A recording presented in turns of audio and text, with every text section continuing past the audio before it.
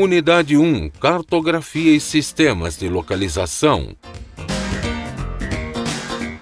Aula 4. Revisão e avaliação.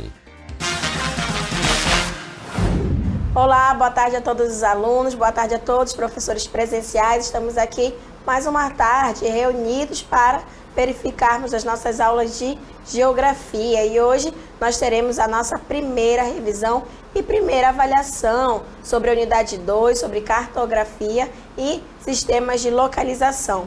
Boa tarde ao professor Jefferson. Boa tarde, professora Ludmila. Boa tarde a todos os alunos aí que estão com a gente, né, já primeira fase do ensino médio. Boa tarde, vamos iniciar agora na revisão, vamos revisar aí alguns conteúdos que nós vimos ao longo da unidade 1, que fala sobre cartografia, sobre alguns temas importantes também para a geografia, né? E verificando todas essas informações novamente de uma maneira mais reduzida para a gente poder fazer a avaliação corretamente, 100%, ok? Vamos iniciar então com a nossa primeira revisão.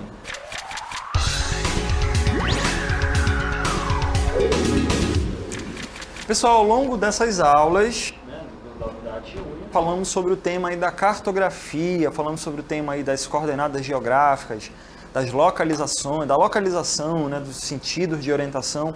Verificamos tudo isso, né? O homem, ele precisa saber, né, em qual posição ele está, a sociedade, né?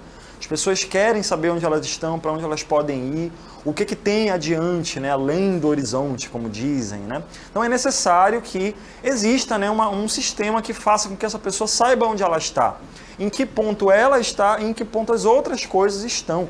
Isso é desde o começo, né, da história da humanidade, né? Então existe toda essa preocupação nesse sentido. É por isso que ao longo dos séculos foi sendo criado o sistema de coordenadas geográficas. E mais recentemente ainda, né, os sistemas de sensoriamento remoto, a localização a partir dos sistemas de GPS, tudo em base, né, de sistemas baseados em equipamento de satélite. Então hoje em dia está super modernizado, mas esses sistemas modernos que existem hoje em dia baseados em sistemas que são muito antigos, já tem décadas, séculos aí de existência e que até hoje esses sistemas antigos ainda funcionam.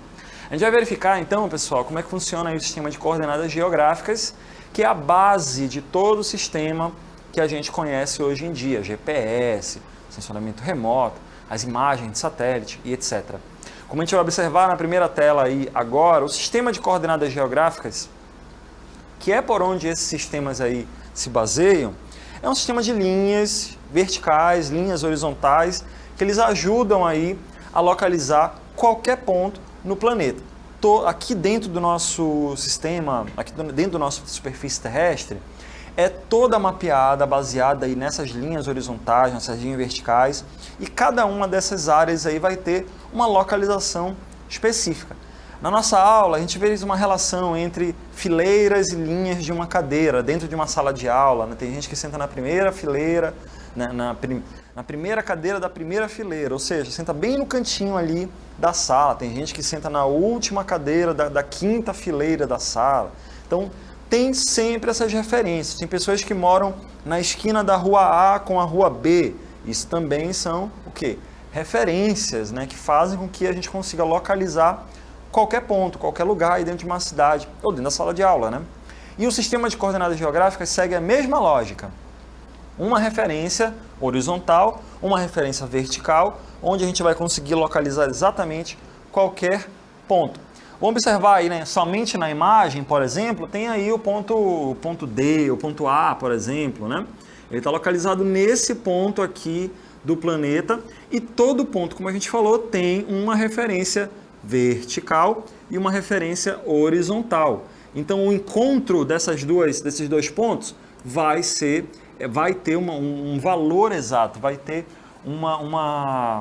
vai ser um ponto exato baseado nesses dois índices aí, nesses dois dados que a gente tem, a gente consegue encontrar exatamente que pontos são esses. A gente verificou sobre a questão dos valores, né, de latitude e de longitude, mas a ideia é essa, com esse sistema de coordenadas, né, baseado nos paralelos, que são as linhas horizontais, e nos meridianos, que são as linhas verticais, a gente consegue encontrar qualquer ponto. O sistema de coordenadas geográficas se baseia nessa lógica, de que para encontrar qualquer ponto no planeta, a gente precisa de duas referências, Se eu disser que eu fico apenas nessa área aqui de latitude 40 graus, eu não vou estar sendo exato, porque aqui na latitude 40 graus existe essa área dos Estados Unidos, mas também existe essa área aqui da Europa, essa área aqui da Ásia. Eu não vou saber o ponto exato, mas se eu disser que fica na latitude de 40 graus a norte e na longitude de 100 graus a oeste, eu vou conseguir cruzar essas duas informações e encontrar exatamente esse ponto de encontro entre essas duas informações. Esquina da rua A com a rua B, lembra? Duas referências para encontrar aquele ponto exato. Vamos continuar agora verificando especificamente sobre os elementos aí dessas coordenadas, que são os paralelos e os meridianos.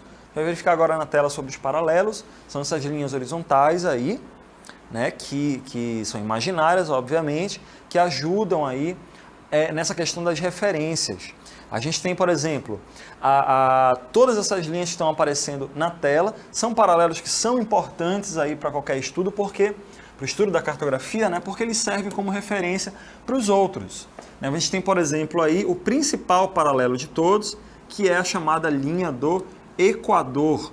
Por que esse paralelo é tão importante? Justamente porque ele passa bem no centro, né, bem no centro aí do planeta. A gente tem, portanto, toda essa área mais central aqui é a área próxima da linha do Equador. A área onde nós estamos, aqui na região norte, estado do Amazonas, estado de Roraima, são áreas bem próximas aqui da chamada linha do Equador, né, que é uma área bem central e é por onde esse paralelo central aí passa, e ele é referência para todas as outras linhas. Vai ter paralelos aqui que ficam próximos da linha do Equador e paralelos que ficam distantes da linha do Equador. Então, para vocês verem como essa linha passa bem ao centro, então a gente tem aí, né, esses níveis, né, de próximo, distante. A gente vai conseguir compreender melhor isso lá na frente quando a gente vê latitude de novo. A gente também tem outro paralelo muito importante, que é o Trópico de Câncer.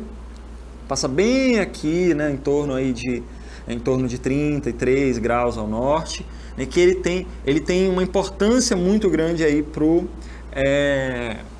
também para referência aí de qualquer ponto, né? O Trópico de Câncer que passa bem mais ou menos aqui nessa área do planeta, né?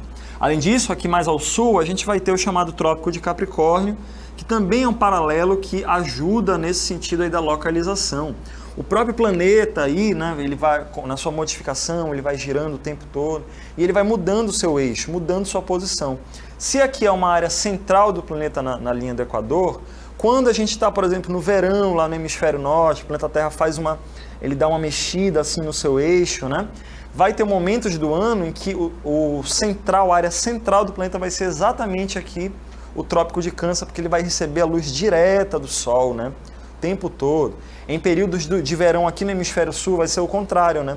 O planeta Terra vai se mexer de novo e vai fazer aqui esse movimento para o Sol vai bater diretamente aqui no que a gente chama de Trópico de Capricórnio. Essa área aqui vai ser a área de maior incidência da luz do Sol ali durante o período do verão nessas áreas. Então, a linha do Equador, o Trópico de Câncer, o Trópico de Capricórnio, eles têm uma importância nesse sentido, né? São pontos ali estratégicos, exatos ali, de acordo com o movimento do planeta, de acordo com a localização dos lugares, servem como referências importantes aí, e são paralelos muito importantes, né? São linhas horizontais muito importantes. A gente vai ter também o Círculo Polar Ártico, que é essa área mais ou menos aí em torno de 60 graus ao norte, e o Círculo Polar Antártico, né, que é essa área aí também mais ao sul aí do planeta, que vai ter também uma importância porque são áreas próximas das zonas polares do planeta, né? São áreas ali bem próximas que vão ter ali características, por exemplo, de clima diferentes. Então toda essa área que fica próximo do chamado Círculo Polar Antártico, né, esse paralelo aqui mais no extremo do planeta, são áreas de clima mais frio, por exemplo. Vamos continuar verificando, a gente já viu os paralelos principais, né? A linha do Equador é o principal de todos. Cada uma dessas linhas horizontais, cada uma, né, dessas referências aqui, todas elas têm um valor. Esse valor vai de 0 a 90 graus, tanto para norte, ou de 0 a 90 graus, tanto para sul. Olha aí os valores aparecendo para a gente. É o que a gente vai ver aí na próxima tela com relação à latitude. A latitude nada mais é do que um valor, né? É a distância, é o valor que cada um desses paralelos, dessas linhas horizontais vai ter em relação à linha do Equador. Se a gente sabe que aqui Então a gente sabe que aqui a linha do Equador fica bem ao centro, então a gente vai ter aí, né, o valor dessa linha do Equador como sendo 0 graus. A gente vai ter exatamente aí essa informação, essa referência principal de 0 graus, porque ele passa bem ao centro. A gente vai ter, por exemplo, esse outro paralelo aqui, que ele já fica mais distante. Ele fica 30 graus ao norte. Esse valor numérico aí é de acordo com a distância que essa linha aqui de 30 graus ao norte possui em relação aqui à linha do Equador. Esse valor, então você vai ter latitudes aqui ao norte de 0, de 10 graus, 30 graus, 40, até chegar no Círculo Polar Ártico aqui, que é de 90 graus ao norte, né? Até chegar nessa área aqui, mais ao norte do planeta, no extremo do planeta. Mesma coisa aqui no sentido sul, a gente vai ter algumas latitudes aí, por exemplo, essa que aparece na tela de vocês, que tem aí o valor de 15 graus ao sul. Por que ao sul? Porque está abaixo da linha do Equador, né? Tá no sentido sul daqui de onde está a linha do Equador.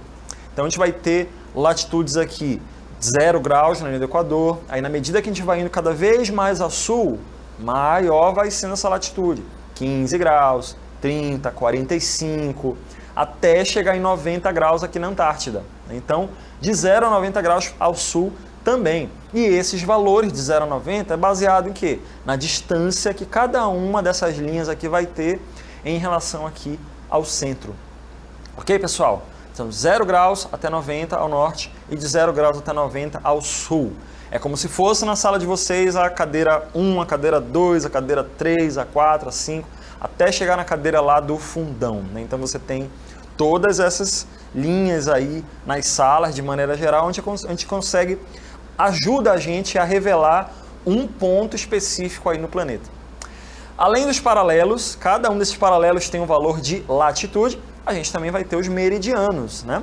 Também segue a mesma lógica, com a diferença de que são linhas verticais, né? Os paralelos são linhas horizontais e os meridianos são linhas verticais.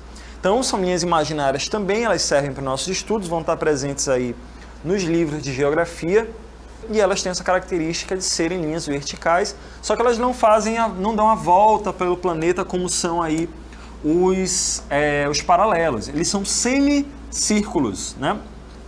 São semicírculos. A gente tem aqui um meridiano principal, que é o meridiano de Greenwich. Ele passa bem aqui nessa porção do planeta, né? Ela foi selecionada, foi escolhida para ser, essa área foi escolhida para ser o meridiano de referência para o mundo todo. E na medida que a gente vai vendo outros meridianos aqui ao redor, a gente vai ver que cada um deles vai ter a referência, como referência, o meridiano de Greenwich. Vai ter meridiano aqui que vai passar por cima de países diferentes, vai ter meridiano aqui que vai estar a distâncias diferentes do meridiano de Greenwich. Então vai ter meridianos aqui que ficam próximos do centro e vai ter meridianos que ficam mais distantes dessa área aí.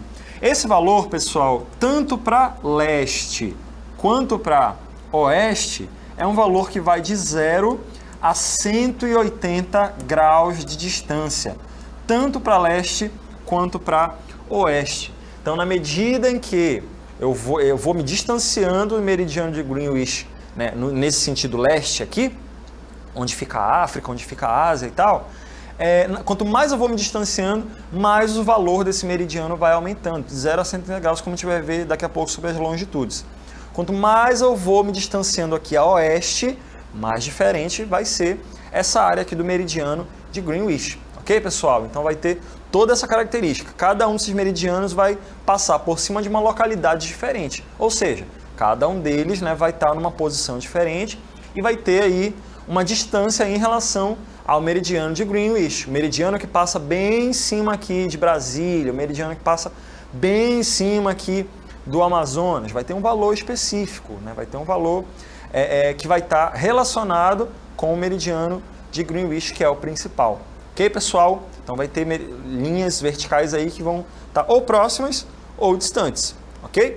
Cada uma dessas linhas vai ter um valor, como a gente falou. As latitudes, quais são os valores aqui das linhas horizontais? De 0 a 90, tanto para norte quanto para sul. E aqui na relação de leste e oeste dos meridianos, qual vai ser os valores, né? Como a gente já até viu aqui agora há pouco, mas esses valores aí se chamam longitude. As longitudes, elas têm esse valor aí que vão de 0 a 180 graus, vai ter essa característica aí de ser bastante... vai ter essa diferença em relação às latitudes. As latitudes vão de 0 a 90, as longitudes vão de 0 a 180 graus. Como a gente está observando nessa imagem aqui, tem o meridiano de Greenwich passando bem ao centro, né, nesse globo, a gente está observando, e cada um dos meridianos ao redor vão ter valores de longitude diferentes. 15 graus a leste, 30 graus a leste, 45, e assim sucessivamente até chegar lá do outro lado do planeta, onde vai ter o meridiano de 180 graus. Então a gente vai ter tanto para o leste quanto para o oeste aqui. A gente vai observar nesse sentido, cada meridiano desse, cada linha vertical dessas vai ter um valor específico, que vai de 0 a 180 graus. É como se fosse novamente na fileira das salas de aula, né? A fileira 1, que fica do lado da porta. Fileira 2, do lado da fileira 1, óbvio. Fileira 3, fileira 4, 5. Então, cada uma delas vai ter um valor. Cada fileira também tem a primeira fileira, a segunda fileira, a primeira cadeira, a segunda cadeira, a terceira cadeira. A gente consegue localizar exatamente onde é que cada aluno está, dependendo aí da sua localização. No sistema de coordenadas geográficas funciona do mesmo jeito. Existe um valor de latitude, né, esse valor horizontal, e existe um valor de longitude vertical. Esses valores combinados, a gente consegue saber exatamente qual é a localização exata de qualquer ponto no mapa. Quando a gente observar qualquer mapa, a gente vai falar sobre mapa na revisão 2, né? Quando a gente vê qualquer mapa, ele vai ter valores ali de latitude e longitude sobre o lugar que a gente está estudando. Vai ter lugares ali de 3 graus ao sul e 100 graus a oeste. Ou seja, quando a gente for cruzar esse valor, a gente vai ver que a gente está mais ou menos aí, né, na área ali do Amazonas. 6 graus ao sul, 100 graus a oeste, mais ou menos, né? Vai estar numa área bem próxima aqui, dentro do estado do Amazonas. Por quê? Porque é um valor exato das localizações aqui do estado do Amazonas, né? Várias cidades, cada uma tem a sua localização, cada ponto no planeta tem a sua localização específica.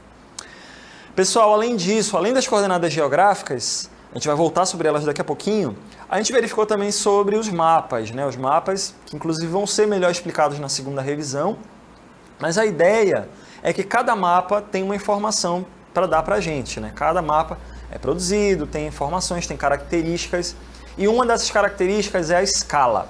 A escala é a relação entre entre a realidade, né? Entre a superfície terrestre e o real, entre a superfície terrestre e o que está aparecendo no mapa. É o quanto aquela realidade foi diminuída para poder caber no mapa, né? Tem mapas que têm aí uma escala muito pequena, ou seja, mostra uma área gigantesca, só que sem mostrar muito detalhe, porque está muito distante. É como se a gente estivesse olhando de cima de maneira muito distante, né? A gente consegue ver o todo, mas não consegue ver os detalhes.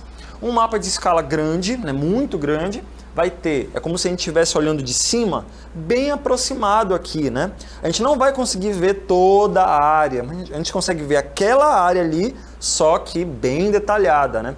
Então, mapas de escala pequena, mapas de escala grande, tem essa relação do que a gente consegue ver e de qual área que a gente consegue visualizar. Ok, pessoal? Já observaram novamente aí na próxima tela algumas imagens, né? Na próxima tela a gente vai ver algumas imagens que vai mostrar para a gente com relação aí a essas áreas, né? Com relação a essa relação aí entre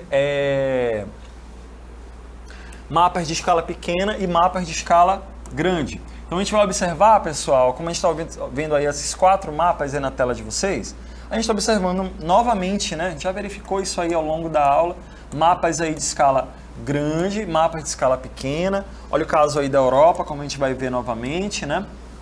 A gente tem aí um mapa de escala bem pequena, por quê? Porque a gente consegue ver toda a extensão da Europa, mas não consegue ver nenhum detalhe, não consegue ver rua, não consegue ver nada.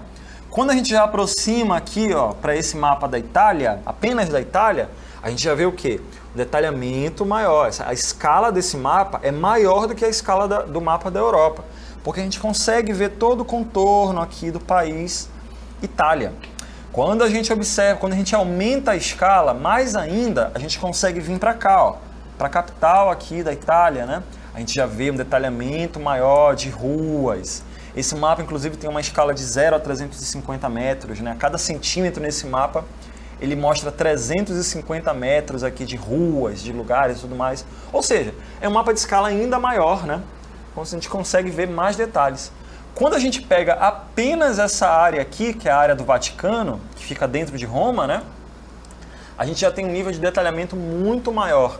A escala gráfica desse mapa aqui, ó, mostra que a cada centímetro nesse mapa, ele está mostrando 100 metros, ou seja, é um nível de detalhamento muito maior, a gente consegue ver ruas ainda mais específicas nesse mapa. A gente não consegue mais ver a Itália inteira aqui nesse país, mas a gente não consegue ver mais a Itália inteira nesse país, mas a gente consegue ver toda a cidade do Vaticano aqui, né, de maneira bem aproximada. A gente não consegue ver mais nada ao redor aqui, né, nesse mapa. A gente consegue ver toda essa área bem detalhada.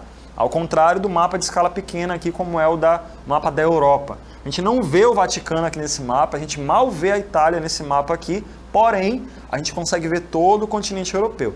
A noção de escala é essa, pessoal. O quanto que está aproximado ou distanciado no mapa, né? O quanto que aquele mapa foi reduzido, foi ampliado para caber ali no que a gente está querendo estudar, ok? E aí tem os planisférios, por exemplo, o mapa mundi, né?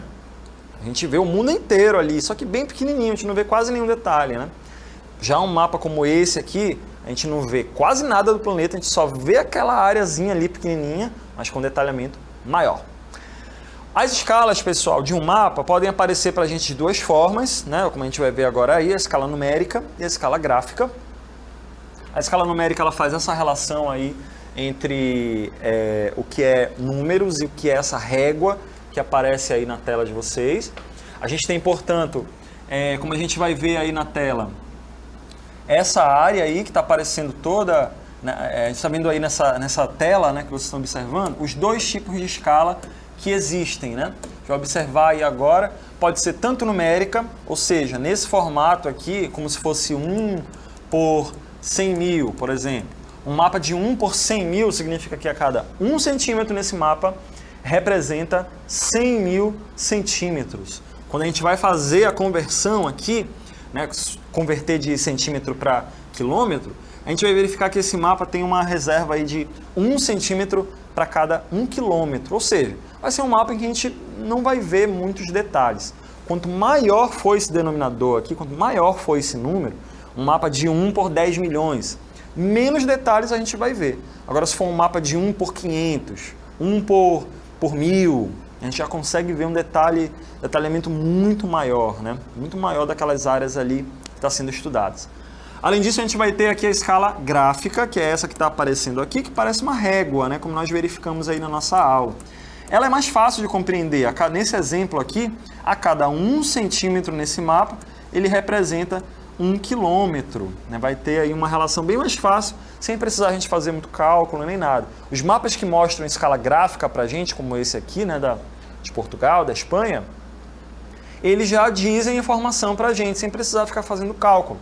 Ou seja, aqui está mostrando que a cada 1 centímetro ele equivale a 190 quilômetros nesse mapa. Né? Ou seja, a escala gráfica é melhor porque ela já te dá, né, tudo pronto, já te dá ali a informação exata, você não se preocupar com que escala é essa aqui do mapa, ele já dá essa informação. A escala numérica não, né? Ela te dá um valor como esse. Olha o mapa aqui do Brasil, né? Ele é 1 por 25 milhões. Você precisa fazer primeiro o quê? A conversão, né? Para poder saber o quanto que aquele mapa foi reduzido. Vamos fazer a conversão aqui para quilômetros. A cada 1 centímetro representa 250 quilômetros nesse mapa. 250 quilômetros, não dá para ver praticamente nada aqui de detalhe, né? Só no máximo a divisão dos espaços. Vamos continuar verificando agora, para fechar essa revisão, nós verificamos sobre as novas tecnologias de localização geográfica, né? de coordenadas geográficas, todo aquele sistema que a gente viu no começo da revisão, hoje em dia está substituído pela linguagem informática. A gente consegue ver na tela de computador, na tela de um celular, a gente consegue ver todas essas escalas a gente consegue ver todas as latitudes e longitudes de qualquer ponto do planeta, sem precisar ficar abrindo o mapa, vendo o mapa, imprimindo o mapa. A gente consegue visualizar na tela exatamente qual é a latitude e qual é a longitude daquele ponto lá. Tudo isso porque hoje em dia existe o chamado sensoriamento remoto, como a gente está vendo aí na tela, né? Sensoriamento remoto é esse conjunto de técnicas que, usando esses satélites, como a gente está vendo, né? Esses satélites eles vão captar a informação, vão como se fosse tirando várias fotos aí, né, das áreas da superfície terrestre e vão registrando esse material todo, o tempo todo, né? Vão pegando esse material aí em satélites que ficam em órbita lá ao redor do planeta Terra, lá no espaço, e eles ficam no espaço sideral, né? E eles ficam rodeando, registrando esse material o tempo todo.